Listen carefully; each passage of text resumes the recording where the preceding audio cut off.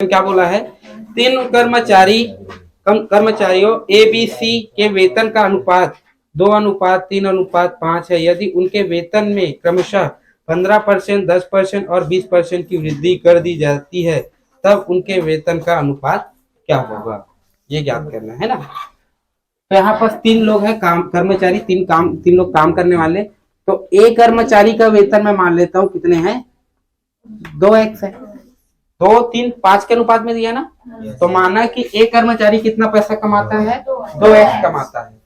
B कितना कमाता है, 3x कमाता है।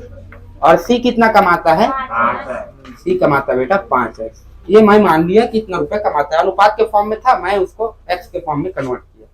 आया समझ, क्लियर है। चलो आगे देखते हैं। अब क्या बोल रहे हैं, किसके कितने कितने मतलब कितना कितना परसेंट में वृद्धि हो रहा है वेतन में, 15% वृद्धि हो रहा है ना।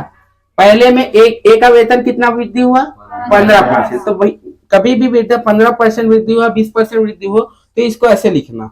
यदि मैं बोल दिया कि यदि मेरा 10 रुपया है, उसमें 5% वृद्धि हुई, तो 5% को कैसे लिखूंगा, 10 गुणा 105/100। ये परसेंट में वृद्धि का एक फार्मूला होता है। आया समझ। दो तरीके होते हैं आपके पास, देखो इसको पहले से समझ लो अच्छे से, ठीक है। आप यदि किसी भी प्रकार से 200 रुपया आपका रोज ही है, मान लो काम कर रहे, 10% वृद्धि हुआ, ठीक है। तो 10% वृद्धि हुआ तो कितना रुपया आप मिल रहा है आप लोगों को, तो उसके लिए पहले इसका 10% निकालोगे कि नहीं निकालोगे। एक्चुअल में 10% वृद्धि हुआ है, तो 10% का वैल्यू कितना होता है रुपये में, ये पहले निकालेंगे। तो कैसे निकालेंगे, 10% निकालेंगे तो 10/100, 10 कितना होता है बेटा, 20। मतलब आप 200 रुपया कमाते थे, 20 रुपया और एक्स्ट्रा मिल रहा है, तो कितना मिलेगा, 220 मिलेगा कि नहीं मिलेगा। एक मेथड ऐसा होता है जिसमें डायरेक्ट आप कितना परसेंट बोला वो परसेंट निकालो, फिर उसके साथ पुराने वाले जो वैल्यू दिया उसके साथ जोड़ दो। आया समझ। एक होता है डायरेक्ट अपन कर सकते हैं, कितना परसेंट बोला है वो, 200 गुणा कितना परसेंट बोला है वृद्धि, 10% वृद्धि, तो इसको डायरेक्ट लिख दो 110/100। 100 के साथ गुणा कर दो, जोड़ दो 10 को, फिर डिवाइड कर दो 100 से। आया समझ। इससे भी डायरेक्ट आंसर मिलेगा, 20 खत्म। गुणा करेंगे तो 2 एकम 2, 2 एकम 2, 0। इससे डायरेक्ट आ रहा है कि नहीं आ रहा है, बात एक ही है।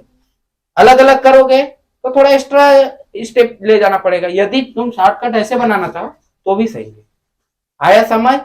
तो आपको यदि रेट में वृद्धि बोल दिया जाए या कमी बोल दिया जाए, तो दो तरीका होता है। या तो आप पहले रेट में कितना वृद्धि हो रहा है उसका उस परसेंट वैल्यू निकाल लो, ठीक है, कितना वृद्धि हुआ, फिर उसको पुराने वाले वैल्यू के साथ जोड़ दो। ये डायरेक्ट, ये थोड़ा सा एक स्टेप एक्स्ट्रा है। या तो आप डायरेक्ट पूरा वैल्यू एक्चुअल में निकालना है, तो क्या करो, जितना परसेंट वृद्धि बोला है उतना परसेंट 100 के साथ जोड़ दो और 100 से डिवाइड करके उस वैल्यू के साथ गुणा कर दो। आया समझ, क्लियर है। 10% बोला था, तो 10% का 100 के साथ 10% 100% में यदि 10% जोड़ू तो 110% होगा। 110/100 डायरेक्ट किया तो ये डायरेक्ट आया कि नहीं आया, एक स्टेप बचा कि नहीं बचा मेरा। आया समझ। पहले मैं 10% निकाला, फिर जो आया वैल्यू उसको फिर इसी के साथ फिर ऐड किया, तो भी तो यही आया ना, आया कि नहीं आया। और यहाँ पर डायरेक्ट यदि मैं परसेंट के साथ वो कर रहा हूँ छेड़खानी, तो भी वही आंसर आ रहा है कि नहीं आ रहा है। तो अपन क्या करेंगे, यहाँ पास सीधा अपन क्या करते हैं, परसेंट को बोर्ड कहाँ है,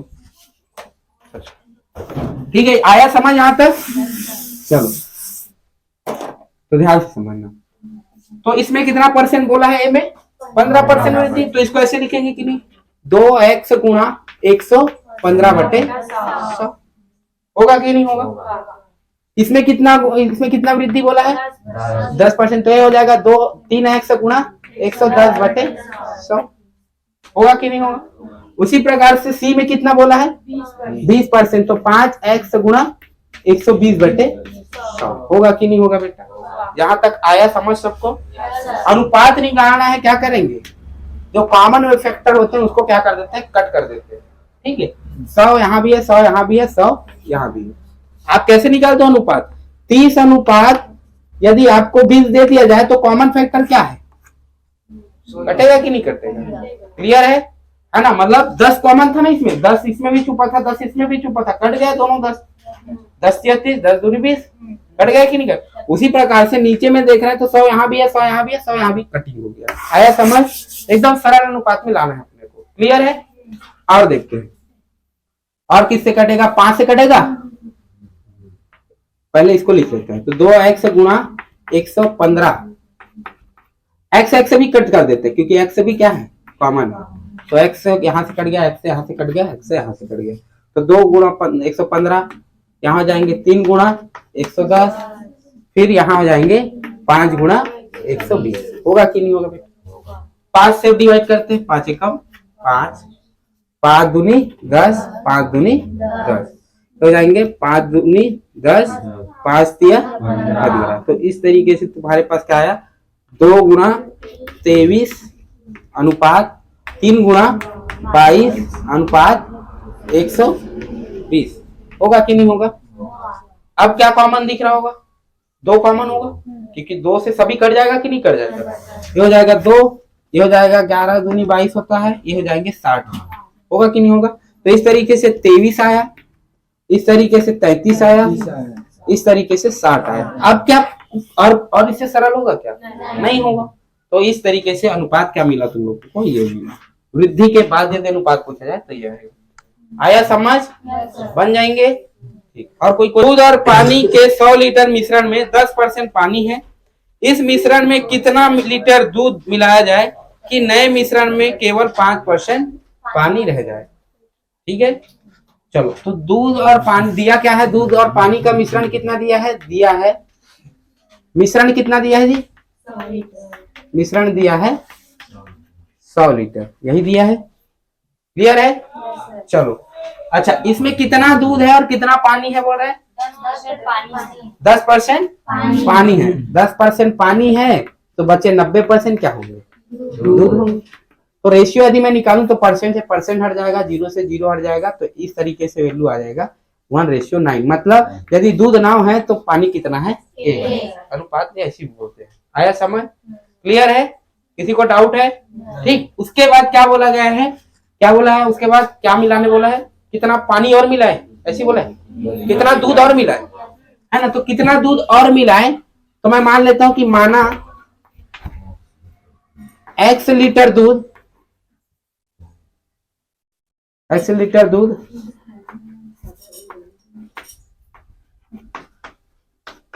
और मिलाए तो पानी कितना हो जाएगा? तो पानी का रेट कि दूध का रेट? पानी का ना। तो पानी जो है, पानी कितना परसेंट हो जाएंगे? 5% हो जाएगा। अब ध्यान से समझना यहाँ पर, ठीक है? मैं थोड़ा से शॉर्ट में लिख दूं यहाँ पर। अच्छा एक बात बताओ, एक और 10, 1 और 9 मिलके कितना देते हैं? 10, है कि नहीं? ठीक है, ये 10 लीटर 100 लीटर के बराबर होगा, रेशियो में होगा कि नहीं होगा? या इसको ऐसे लिख लो बेटा। चलो ये तो तुम लोग के दिमाग के बाहर चला जाएगा। चलो 100 लीटर मिश्रण है, 100 लीटर में 10% पानी है, यही बोल रहे हैं। अच्छा 100 लीटर का 10% पानी, 10% कितना होगा? 100 लीटर का 10% कितना होगा? 10 लीटर होगा कि नहीं? है ना? इसका मतलब दूध कितना, पानी कितना होगा? स्टार्टिंग में पानी कितना रहा होगा? 10 लीटर रहा होगा कि नहीं होगा? दूध कितना रहा होगा? 90 लीटर रहा होगा कि नहीं रहा होगा? अब यहाँ पास क्या बोला है? माना x लीटर क्या है? दूध और मिलाए तो पानी की मात्रा कितनी हो जा रही है? 5, यही हो रही है। तो यहाँ पास ध्यान दो, तो यहाँ पास क्या हो जाएंगे? यहाँ से क्या मिला रहे हैं अपन? दूध मिला रहे हैं। तो पानी डिवाइड दूध बराबर रेशियो क्या हो जा रहे हैं? क्या मिलाने पर? दूध मिलाने पर कितना लीटर? x लीटर दूध मिलाने पर रेशियो क्या हो जा रहा है? 5:95 होंगी कि नहीं होंगी? समझ रहे हो ना मैं क्या बोल रहा हूँ? क्लियर है? देखो दूध नहीं मिलाया था तो सिंपल वैल्यू था, ठीक है? दूध मिला दिया तो पानी अब कितना हो गया? 5%, और 100 में 5% घटाओगे कितना होगा? 95% क्या हो जाएंगे? दूध हो जाएंगे। आया समझ यहाँ तक? क्लियर है? चलो पानी कितना था स्टार्टिंग में? 10। दूध कितना था? 90 प्लस x बराबर परसेंट से परसेंट हटेगा बेटा, 5 एकम 5 एकम 5 5 19 बार में जाएगा, तो 1/19 आएगा कि नहीं आएगा? तिर्यक गुणा मारो, x का वैल्यू निकालो। ठीक है, तो यहाँ से क्या हो जाएंगे 190, यहाँ से हो जाएंगे 90 प्लस x का वैल्यू चाहिए 90 को इधर भेज देंगे, तो इस तरीके से x का वैल्यू क्या आ जाएंगे 100 लीटर। इसका मतलब है बेटा कि यदि मैं 100 लीटर और दूध मिलाऊं तो पानी का परसेंट कितना हो जाएगा उस मिश्रण में? 5% ही रह जाएगा। आया समझ? क्लियर है? ठीक।